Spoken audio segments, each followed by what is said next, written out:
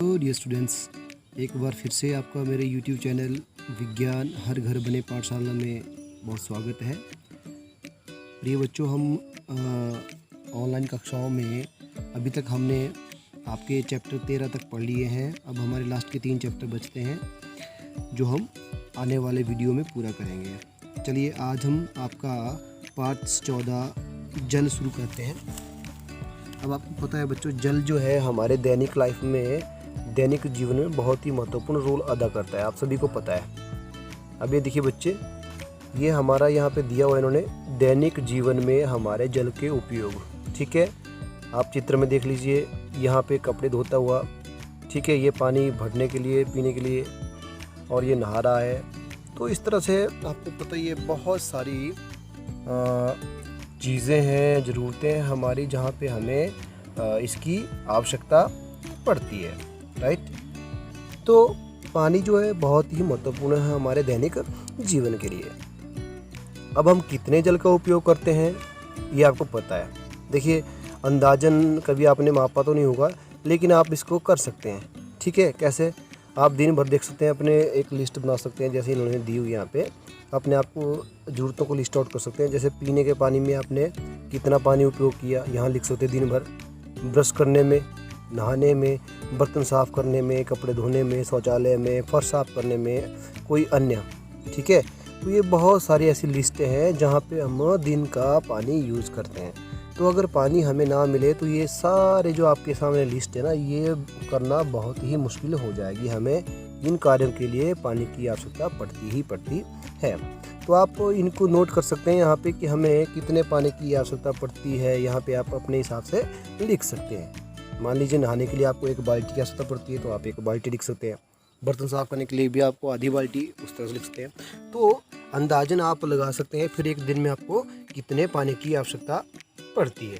ठीक है बच्चों, तो पानी हमारे लिए बहुत ही महत्वपूर्ण है और इसके बिना जीवन संभव नहीं है, आपको पता ही है। और एक बहुत अच्छी कहावत है कि जल नहीं तो कल नहीं, यानी जल है तभी हमारा कल सुरक्षित है। अब आपको पता ही, गांव शहरों में अलग तरह का रहन सहन होता है। गांव में पानी की आवश्यकता कुछ डिफरेंट तरह की होती है, शहरों में कुछ डिफरेंट तरह की। क्योंकि देखिए, पानी की आवश्यकता जो है सभी लोगों को होती है, चाहे वो गांव का हो, चाहे शहर का हो, चाहे कहीं का हो। क्योंकि पानी ही हमारे जीवन की एक मूलभूत ज़रूरत है। इसके बिना जो है कोई भी कार्य संभव नहीं हो पाता है। ठीक है, तो हाँ, ज़रूरतें अलग अलग हो सकती हैं। ठीक है, आपको मैंने पहले बताया कि हमें रोज़ दिनचर्या में लेके, देखिए, हम सुबह से उठते हैं तो नहाते हैं, ब्रश करते हैं। ठीक है, गेहूँ, चावल, दालें, सब्जियाँ, बहुत सारी अन्य वस्तु हम खाने में उपयोग करते हैं। ठीक है, तो इनको बनाने के लिए भी पानी की आवश्यकता पड़ती है ना। तो इन सभी चीज़ों को हमें पानी के बिना उपयोग करना संभव नहीं है। तो पानी हमारे दैनिक कार्यों के लिए ही नहीं, बहुत सी वस्तुओं के उत्पादन के लिए भी आवश्यक होता है। अब आपको पता है, अगर आपने खेतों में बीज बोए हैं तो उसमें सिंचाई ना हो, पानी ना मिले, तो वो अच्छी तरह फसल नहीं उगती है ना। तो हमें सिर्फ पीने, खाने, रहने के लिए ही पानी की आवश्यकता नहीं पड़ती है, अपितु हमें दैनिक जीवन की और क्रियाओं के अलावा खेतों में फसल उगाने के लिए भी बहुत सी आवश्यकता जल की होती है। अब बच्चों, जल कहाँ से आता है, ये प्रश्न उठता है कि हमें जल कहाँ से प्राप्त होता है। तो ये देख लेते हैं। अब हमें जल कहाँ से मिलता है? आपको बोलेंगे जी हमें नदियों से, झरनों से, तालाबों से। बिल्कुल सही बात है, आपको जल जो है नदियों से भी मिलता है, तालाबों से भी मिलता है, और झरने से भी मिलता है, कुओं से भी निकालते हैं आप। और कई बच्चे तो है हैंड पंप से निकालते हैं, और नल के होते हैं, नलों से भी निकालते हैं। तो इस प्रकार जो है जल हमारे विभिन्न प्रकार के साधनों से मिलता है। ठीक है, ये तो हो गए आपके बिल्कुल जो हमारे समक्ष जो हमारे जल के जो स्रोत हैं वो। ठीक है, अब हमें ये जल होता प्राप्त कहाँ से? किसी झील, किसी नदी या कुओं से प्राप्त किया जाता है। ठीक है, अब ये जल जो है किसी झील, नदी या कुओं से निकाला जाता है, फिर उसकी आपूर्ति आपके घरों तक जो है पानी की पाइपों के द्वारा की जाती है ना। अब जैसे इस चित्र में दिखाया हुआ है बच्चों, ध्यान से देखिए, ये चित्र दिखाया हुआ है, यहाँ पे नदियों, झीलों और कुओं से जल टोंटियों में आता हुआ। टोंटियों बोले तो आपके घरों का नल। तो देखिए, ये एक तालाब है, झील मान लीजिए इसको, यहाँ से मोटर लगाई हुई है, पाइप के थ्रू आपके घरों में जा रहा है। ठीक है, इस घर में फिर आपने इस पाइप के थ्रू ऊपर बड़ी वाली टंकी जो आपने छत में रखी होती है, वहाँ पानी भर रहे हैं। फिर इस छत वाली टंकी का कनेक्शन नीचे से सभी कमरों में जहां आपको ज़रूरत है, किचन बाथरूम आदि में दिया होता है, तभी आपको फिर इन टूटियों के थ्रू पानी मिलता है। ठीक है बच्चों, तो ये था पानी का प्राप्त करना, किस प्रकार में पानी प्राप्त होता है। परंतु चर्चा का विषय ये नहीं है बच्चों, चर्चा का विषय ये है कि ये जो जल है, जैसे कुछ जल स्रोतों का उल्लेख किया गया है यहाँ पे, तालाब, नदियाँ, झील, कुएं आदि, इनमें जल कहाँ से आता है। मेन बात तो ये है, हमें तो इनसे मिल जाता है, परंतु इनमें जल कहाँ से आता है, ये है सोचने वाली बात। ठीक है, तो देखिए आप ये सोचेंगे तो आपका प्रश्न का उत्तर आपको इसका मिल जाएगा। चलिए हम भी देखते हैं इसका प्रश्न उत्तर हमें कहाँ मिलता है उत्तर इसका। तो अब हम चलेंगे जल चक्र की तरफ। तो जल चक्र होता क्या है, वो जल चक्र जो है वही हमारे इस प्रश्न का उत्तर देगा कि जल आता कहाँ से है। ठीक है बच्चों, तो देखिए जल चक्र होता क्या है। बेसिकली जल चक्र का मतलब ये होता है कि जल कहाँ से आया, दोबारा कहाँ यूटिलाइज हुआ। अब जैसे मैं आपको ब्रीफली करता हूँ उसको। देखिए जल चक्र बच्चों आपको पता है, नदी, तालाब, झील आदि में सूर्य की गर्मी पड़ती है ना, किरणें पड़ती है। सूर्य के प्रकाश में गर्मी में जल जो है भाप बनकर ऊपर उठता है। आपने ये पढ़ा होगा सभी ने। तो जब भाप बनकर ऊपर उठता है, तो जल जब भाप बनता है और ऊपर उठता है, तो वह ऊपर उठने के बाद गर्म हवा के साथ ऊपर चला जाता है आसमान में। जब आसमान में जाता है तो वहाँ पे तापमान क्या होता है, कुछ कम होता है। फिर वो तापमान जब कम होता है वहाँ पे, तो क्या होते हैं, ये जो भाप बनता है ये इकट्ठे हो जाते हैं और फिर छोटी छोटी जल कणिकाओं का, जल बूंदों का रूप ले लेते हैं और इस प्रकार बादलों का निर्माण करते हैं। ठीक है, यानी संघनन, यानी जो भी आपके भाप के जो कण हैं ऊपर उड़ते हैं वो आपस में मिलकर एक दूसरे के साथ एक दूसरे को अट्रैक्ट करते हैं, खींचते हैं और इकट्ठे हो जाते हैं। और ऊपर जो है बहुत कम तापमान होता है, लेकिन प्रेशर यानी दबाव बहुत ज़्यादा होता है, जिस कारण यह सारे कण आपस में मिल जाते हैं और संघनित हो जाते हैं, इकट्ठे हो जाते हैं। जब संघनन हो जाता है तो संघनन होने से फिर ये बादलों का रूप ले लेते हैं। फिर बादल जब बूंदों के रूप में नीचे गिरते हैं, प्रेसिपिटेशन जिसे बोलते हैं। ठीक है, तो बादल जो है वर्षा के रूप में नीचे गिरता है, तो क्या होता है, जब बादल वर्षा के रूप में नीचे गिरता है तो वह कहाँ आता है। हम दोबारा यहाँ पे आएंगे, मैं आपको जल चक्र का एक चित्र दिखा लेता हूँ लास्ट में जाके। ठीक है बच्चों, फिर मैं दोबारा ऊपर आऊँगा। हाँ, ये इस चित्र पे।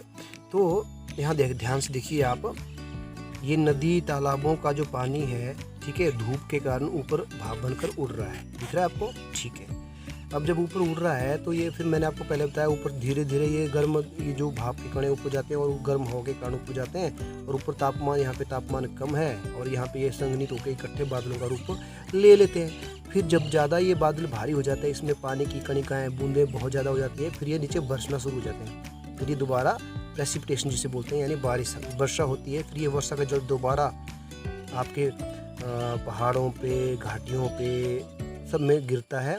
ठीक है, छोटी छोटी नदियों में, नालों में गिरता है। फिर उन नदियों नालों के थ्रू होता हुआ यह पानी जो है दोबारा से आपके समुद्र में मिल जाता है। ठीक है, फिर इस प्रकार यह चक्कर दोबारा चलता है। इसका दोबारा भाप बनेंगे, ठीक है, भाप बनेंगे, दोबारा बादल बनेंगे, बादलों से बारिश होगी, बारिश का पानी दोबारा समुद्र में जाएगा, फिर दोबारा भाप बनेगा। इस प्रकार यह एक चक्र चला रहता है कंटिन्यूसली। तो इसी चक्र को बोलते हैं हम जल चक्र। ठीक है बच्चों, मुझे उम्मीद है आपको ये अच्छी तरह समझ आया होगा कि जल चक्र बेसिकली होता क्या है। तो जल चक्र हुआ ये। अब हम दोबारा चलते हैं बच्चों ऊपर अपने टॉपिक से, जहाँ हमने ये छोड़ा था। हाँ, हमने यहाँ छोड़ा था जल चक्र। तो ये जल चक्र मैंने आपको ब्रीफली समझा दिया। अब हम देखते हैं कि जल के विलुप्त होने की युक्ति क्या है। अब यानी जल गायब कैसे होता है। अब हम इसको स्टेप बाय स्टेप मैं आपको समझाऊंगा। आप बोलोगे जी जल गायब कैसे होता है, भाप कैसे बनता है। तो देखिए, अब आपने देखोगे कपड़े धोते होंगे, आपकी मम्मी या आप धोते हैं, तो आपने लटकाए होंगे कपड़े तार पे धूप में, ऐसे लटकाते हैं आप कपड़े। फिर जब आप उनको निचोड़ देते हैं तो लटका देते हैं धूप में, तो सूर्य की गर्मी क्या होती है, यहाँ पे गिरती है और इन कपड़ों पे इनको गर्म करती है। तो इसके अंदर जो नमी होती है वो यहाँ से भी भाप बनकर ऊपर उड़ने लग जाता है। इस प्रकार क्या हुआ, इसके अंदर जो पानी है वो भाप बनकर ऊपर उड़ता है और ये कपड़े जो है सूखने लग जाते हैं। तो अलगनी पर सूखते हुए कपड़े, यानी एक तार पे अपने कपड़े लटकाए हुए हैं जो सूर्य के प्रकाश में क्या हो रहे हैं, सूख रहे हैं। उसमें से आपका पानी जो है भाप बनकर ऊपर उड़ रहा है और कपड़े सूख रहे हैं। ठीक है, इस प्रकार कपड़े सूखते हैं और इसमें से पानी गायब हो जाता है। ठीक है बच्चों, तो ये आपको समझाया कि किस प्रकार जो है पानी भाप बनकर जो है कपड़ों से ऊपर उड़ता है और पानी गायब हो जाता है। ठीक है, अब इसके अलावा बच्चों आपने देखा होगा खेतों में, सड़कों में, छतों में, अन्य जगहों पर भी आपने ध्यान दिया होगा कि वहाँ पे बहुत सारे गड्ढे जैसे बने होते हैं, ठीक है। अब क्या होता है, पानी जो भाप बनता है तो वो ऊपर उठ जाता है, ठीक है। अब आपको मैं एक चीज़ बताता हूँ, समुद्रों का जो पानी होता है वो खारा होता है, आपको पता है। अब समुद्रों का पानी खारा क्यों होता है? क्योंकि उसके अंदर लवण होते हैं, यानी नमक होता है, सॉल्ट होता है। तो जो हम नमक खाते हैं वो कहाँ से प्राप्त होता है? देखिए उसका एक ही कारण है, जो धूप, जो महासागरों का पानी होता है उसके बाहर जो है जल जो है किनारों पे गड्ढे कर दिए जाते हैं, खेत बना दिए जाते हैं। फिर इन खेतों पे क्या करते हैं, जल को इकट्ठा किया जाता है, ठीक है। जब इन खेतों, इन छोटे छोटे गड्ढों पे, खेतों पे जल को इकट्ठा किया जाता है तो इनमें क्या होता है, सूर्य का प्रकाश गिरता है और यह पानी जो है सूख जाता है और बीच में जो है आपका लवण बच जाते हैं। फिर इस नमक को इकट्ठा किया जाता है और फिर इसको शुद्ध किया जाता है और फिर पैकेटों में पैक कर हमारे दुकानों में हमारे तक पहुंचता है, ठीक है बच्चों। तो इस प्रकार जो है क्या होता है, जल जो है वाष्पित होता है। अब इसका एक और उदाहरण मैं आपको बताता हूँ। आपने ये सभी अपने आप घरों में कर सकते हैं। कैसे, क्या करेंगे आप, देखिए ये भी आप कर सकते हैं। एक आप क्या करेंगे, सूर्य के प्रकाश में हल्का सा आप बाल्टी ले लें, बाल्टी में पानी रख लें, ठीक है। थोड़ा सा पानी रखना, बहुत ज़्यादा रखना।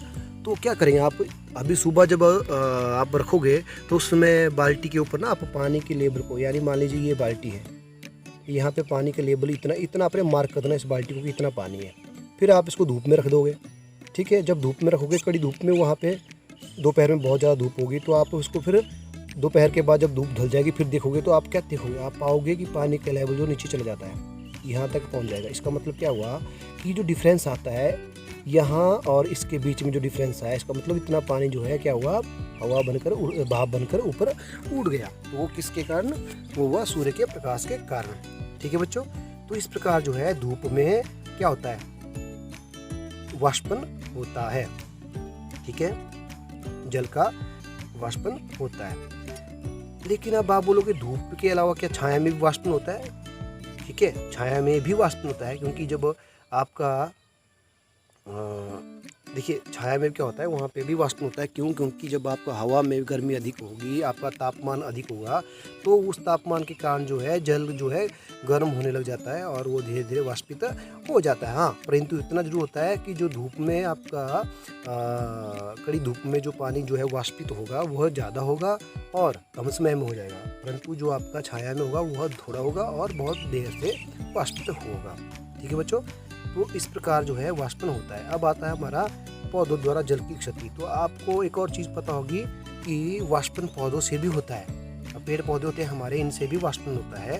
अब इन पे कैसे वाष्पन होता है, देखिए आपने देखा होगा कि जब आप सुबह उठते हो, ठीक है, कभी आपने देखा है पौधों की पत्तियों के पानी की बूंदें होती है आगे जैसे, तो क्या होता है दिन भर जो है सूर्य की गर्मी के कारण जो है प्रकाश जो है जब इनके ऊपर गिरता है तो पौधों में जो पानी जो जड़ें सोखती हैं, ठीक है, पौधों की जो जड़ें होती है बेटा, वो ज़मीन से जो पानी सोखती हैं वो तने के माध्यम से आपको पता है पत्तियों तक या पौधे के हर एक भाग तक जाता है। फिर पत्तियों में उस पानी को यूटिलाइज कर लिया जाता है भोजन बनाने के लिए प्रकाश संश्लेषण की प्रक्रिया के द्वारा। तो प्रकाश संश्लेषण प्रक्रिया ये भी मैं आपको बताऊंगा होती क्या है। ऐसी प्रक्रिया जिसमें पेड़ पौधे सूर्य के प्रकाश में जल और कार्बन डाइऑक्साइड गैस की उपस्थिति में अपना भोजन का निर्माण करते हैं, उसे हम प्रकाश संश्लेषण कहते हैं। ये मैंने आपको साधारण सी परिभाषा बताई, हालांकि इसमें जल होता है, कार्बन डाइऑक्साइड होती है और भी बहुत सारी चीज़ें यूटिलाइज होती है, लेकिन वो हम थोड़ा बाद में पढ़ेंगे, ठीक है बच्चों। तो फिर मैं बता रहा था आपको पौधों के द्वारा पानी कैसे वाष्पित होता है। तो जब यह धूप में अपना भोजन बनाते हैं तो उसमें भी पत्तियों से थोड़ा सा पानी जो है बाहर निकलता है। साथ में रात को ट्रांसपायरेशन होती है पत्तियों के द्वारा, जो एक्स्ट्रा पानी होता है भोजन के समय इन्होंने यूटिलाइज कर लिया होता है, इसके बाद जो एक्स्ट्रा पानी बच जाता है पत्तियों में वह रात को ट्रांसपायरेशन के माध्यम से, ट्रांसपायरेशन एक ऐसी प्रक्रिया है इसको हिंदी में बोलते हैं वाष्पोत्सर्जन, ठीक है। तो पत्तियों में छोटे छोटे छिद्र होते हैं निचली सतह पर, जिनको बोलते हैं हम रंध्र या स्टोमेटा। इन्हीं स्टोमेटाओं के द्वारा पत्तियां जो है बाहर की हवा में से कार्बन डाइऑक्साइड गैस लेती हैं, सूर्य के प्रकाश को ग्रहण करती हैं और अपने भोजन का निर्माण करती हैं। फिर इन्हीं छिद्रों द्वारा रात को क्या होता है, पत्तियों से जो एक्स्ट्रा पानी होता है वह बाहर निकल जाता है और पौधों की पत्तियों की कोने से टिप होती है आगे ना, नोक वहाँ से होते नीचे गिर जाता है। अब आपने इसको चेक करना हो तो आप क्या करें, एक पौधा लें, कोई भी पौधा, छोटा सा पौधा हो, 3-4 पत्तियाँ उसकी टहनी की हो, टहनी नहीं तोड़नी है आपने, 3-4 पत्तियों को आपने कवर करना है एक प्लास्टिक के लिफाफे से। आप उसको बांध देंगे रात को, ठीक है, टहनी को ही बांधेंगे, तोड़ेंगे कुछ नहीं। आप टहनी के अंदर 3-4 पत्तियाँ हो, उनको आप प्लास्टिक के लिफाफे से बांध दें और सुबह आप देखोगे, पर प्लास्टिक होना चाहिए सूखा बिल्कुल। जब आप बांधोगे तो सुबह आप जब उठोगे, आप देखोगे जाके, तो आप लिफाफा देखोगे खोल के, तो आप पाओगे कि अंदर पानी इकट्ठा हो गया है, थोड़ी थोड़ी बूंदें। तो वो कहाँ से होती है? वो होती है पत्तियों के द्वारा ट्रांसपायरेशन या वाष्पोत्सर्जन। इसका मतलब पौधे भी क्या करते हैं बच्चों, पौधे भी पानी को वाष्पित करते हैं। ठीक है, तो आज की वीडियो को बच्चों यहीं ख़त्म करते हैं। आज का टॉपिक आपको, मुझे उम्मीद है, अच्छी तरह समझ आया होगा। मैंने बड़े आराम से समझाने की कोशिश की है। इसका बाद का हम इसको अगले चैप्टर में, अगले वीडियो में इस चैप्टर को पूरा करेंगे। तो आज के वीडियो को यहीं ख़त्म करने से पहले हम चलते हैं आज के वीडियो में जो मैंने आपको पढ़ाया उसकी समझ को चेक करने के लिए आज के कार्यपत्र को देख लेते हैं, उसमें दिए गए प्रश्नों को देख लेते हैं ताकि आपकी समझ का पता चल सके। तो चलिए आज के कार्यपत्र की तरफ। तो बच्चों, ये रहा आज का कार्यपत्रक। देखिए, इसमें आपको 2 प्रश्न दिए हुए हैं जो आपको करने हैं। तो ये आप बिल्कुल आसानी से कर सकते हैं क्योंकि आपको मैंने ये आज के टॉपिक में समझा दी हैं। तो पहला प्रश्न है, हमें जल कहाँ से प्राप्त होता है, यानी where did we get water, हमें पानी कहाँ से प्राप्त होता है। दूसरा, जल चक्र से आप क्या समझते हैं, what do you mean by water cycle, संक्षिप्त में समझाइए। ठीक है, हमें यह शॉर्ट में समझाना है। तो ये 2 प्रश्न है बच्चों जो आज के वीडियो से रिलेटेड है, आज के टॉपिक से रिलेटेड है, इसलिए इसका आज का कार्यपत्र का आपको आसानी से समझ आया होगा और आपको आसानी से कर सकते हैं। ठीक है, चलिए बच्चों, इस वीडियो को आज यहीं ख़त्म करते हैं। मिलते हैं अगले वीडियो में इस चैप्टर को पूरा पढ़ने के लिए। तब तक के लिए अपना ध्यान रखें, पढ़ते रहें और सुरक्षित रहें।